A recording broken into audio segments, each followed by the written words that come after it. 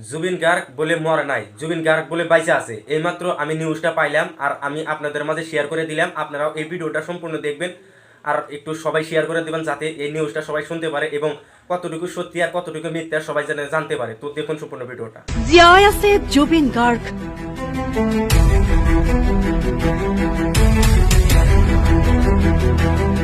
ৰৈ ৰৈ বিনালেৰ মুক্তিৰ দিনাহে অসম পাবহি জুবিন।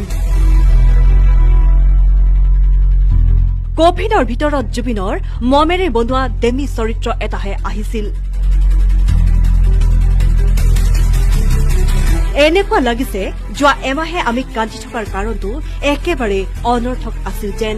মৃত্যুৰ দৰে কথা এটাত আমি যিমান মৰ্মাহত হলো আন কিছুমান মানুহে বিষয়টো বৰ গভীৰকৈ যেন লোৱাই নাই।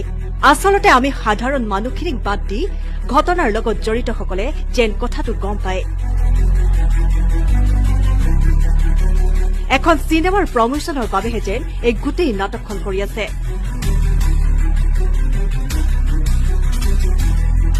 নাটকৰ লগত সমগ্ৰ পৃথিৱীক সাঙুৰি লোৱা হল।